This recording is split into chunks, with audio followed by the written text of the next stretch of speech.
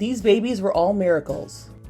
In 2017, this little girl was actually born twice. Surgeons removed her from her mother's womb at 23 weeks after a sonogram revealed that the unborn child had a massive tumor at the base of her spine. This whole thing is the tumor. It almost looks like there's a whole nother head. The enormous tumor was still growing. Doctors gave mom, Margaret Bomer, a grim diagnosis. There is a very strong chance that your baby probably will not make it because the tumor is so large so early on. It's now, or she will probably pass within the day. The baby's chances of living were 50-50 when the team at Texas Children's Hospital in Houston carried out the 5-hour operation. The baby was outside her mom's body for a full 20 minutes as the tumor was removed. Afterwards, she was tucked back into the womb. 3 months later, baby Lindley was born by cesarean weighing 5 pounds 5 ounces. Here she is at 1.5. She's very smart. She loves to run and walk, which is a miracle in itself. In 2016, Jackson Buell was given a short time to live after he was born. The baby has a rare case of microhydranencephaly, meaning he was missing a large part of the brain and skull. But Jackson continued to defy odds. Jackson, what are you doing? Look at this. Yeah, smart. Hi, boy. you here, Daddy? Look at you. Great job, buddy. I am so proud of you. I'm very grateful for my son. I really love him a lot. Our whole family is grateful for him. Baby Benjamin definitely wasn't planned, but he was welcomed in 2019. I had my fallopian tubes removed. I had them removed mostly as a form of contraception. The procedure is considered nearly 100% effective. It also helps reduce the risk of ovarian cancer, which ran in Elizabeth's family. So imagine her surprise when doctors confirmed she was expecting her 4th child. And I'm glad that he's healthy and that he's well and that he's here, even though it was a very unexpected pregnancy and unexpected situation. But we're all very glad for it. In 2017, this 26-year-old mom had a 25-year-old daughter. Tina Gibson's new baby girl started out as a frozen embryo in 1992. Tina was only a year old at the time. We could have been best friends. And so that's kind of been the joke. You know, we've kind of joked about that. It started when an anonymous couple donated an embryo which was frozen and kept in storage. Then Tina Gibson and her husband Benjamin, who were unable to have children of their own, had the embryo implanted by a fertility specialist. I definitely was. Like, it was super scary. I asked all kinds of questions. I was like, I mean, what if it doesn't work? You know, it may not work if it's been frozen that long. Emma was born a healthy 6 pounds, 8 ounces, and 20 inches. She's perfect all over. It's absolutely astounding. I mean, with the new modern vitrification, we suspected that embryos will survive a lifetime. This is actual proof, and seeing that is a pretty cool thing. The infant is believed to be the longest known frozen embryo to result in a successful birth. Just the fact that she's here and she's ours, miracle for sure. In 2016, Lincoln Seay was born with a birth defect that caused his heart and other organs to develop on the opposite side of his body. We knew that there'd be a series of surgeries and, like a lifetime of medications for Lincoln. Mindy and Rob had no idea the severity of what was to come. The Alaska family relocated to Seattle so Lincoln could have the best chances of survival. But after multiple heart surgeries, it still wasn't working properly. Lincoln's heart started failing, and with his tiny hands turning purple, doctors feared the little boy wasn't going to make it. Lincoln needed a heart transplant. It was a fear that I've never experienced. That just was not a part of the plan, and so we were definitely walking a new path with that. That was very scary. At the 11th hour, a donor heart became available and flew in by helicopter. That purple hand turned pink again. We knew it was going to take a miracle, and I think it's fair to say that that's exactly what happened, a miracle. Hi, baby. We're just so thankful for having this opportunity to accept such a gift from them. I mean, without them, Lincoln would not be living right now. Because of them, Lincoln has a fair shot at life. I know it. It's Mommy. In 2016, Alea Pegues weighed less than a soda can when she was born 3 months premature. For months, she struggled to survive. Doctors came up with creative ways to feed her because traditional methods did not work on such a small baby.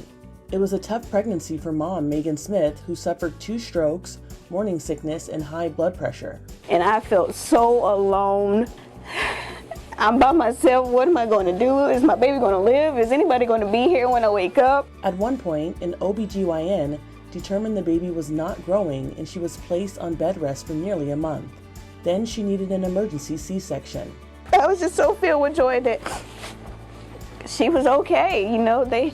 She came out. Eventually, the baby weighed 5 pounds, 7 ounces and outgrew most of her preemie clothes. He actually holds a hand. How is that possible? In 2016, after being born at just 28 weeks, premature twins Christiana and Christian held hands while undergoing medical treatment. Mom, Athea Jackson Rutherford, posted a video on Facebook of Christian grasping his sister's tiny hand as their father cradled the twins. Moving his fingers up and down. The proud mom wrote that they were proving to be medical marvels for their age and progress, and shared videos of the twins continuously connected. Unreal. From 2016, here, Nathan Tetley weighed 15 pounds, but almost a year before, his mother, Mary, needed a C-section at just 24 weeks. She suffered from preeclampsia and her life was in danger. Doctors delivered Nathan, who at the time weighed less than a pound. His parents say Nathan faced many challenges in the NICU, including a bout with pneumonia, but he fought through it all. 307 days after being born, he was finally able to come home. In April, the insides of these cookies were pink, so... It's a girl! This family was excited because there hadn't been a baby girl in 138 years. We were very shocked.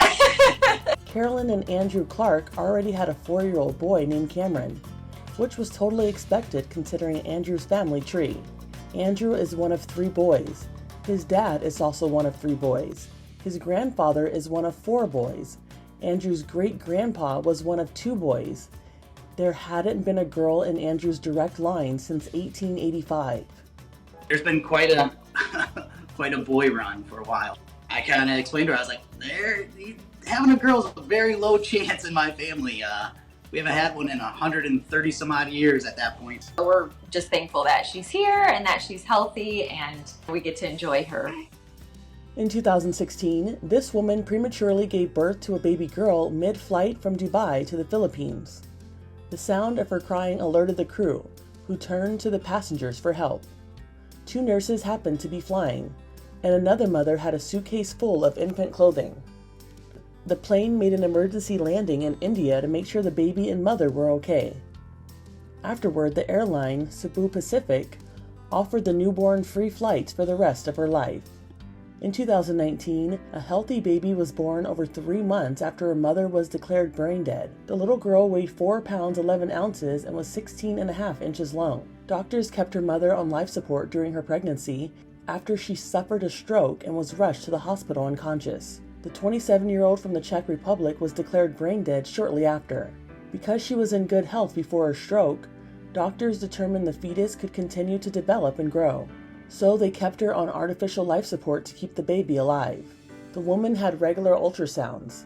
The staff gently touched her stomach and placed toys on it. They even moved her legs to stimulate walking so the child would grow. The baby was born 117 days later via C-section. Afterward, the mother was disconnected from life support. In 2023, little Cameron Knowles was fitted with the world's smallest pacemaker. For a while, we didn't know if he would make it. Cameron's mom, Shakira, suffers from lupus, which put her baby at risk of heart block, a condition that occurs when electrical impulses that control a heartbeat are disrupted. Children born with the condition may require a pacemaker later in life, but doctors determined that Cameron was in need of one sooner. But there was one problem. None of the devices are made for children or designed for the pediatric body size. Doctors say even the smallest device on the market could have caused complications for Cameron. So Dr. Molly Shaw says it was able to be adapted so that it could be implanted outside the heart and deliver currents through wires. It sends an electrical impulse to the heart. The surgery was also less invasive. Months later, the surgery was a success. Cameron is one of maybe 10 kids in the whole world to get this kind of pacemaker. Just these decisions that you're forced to make as a parent to just make sure that he's well. It's difficult.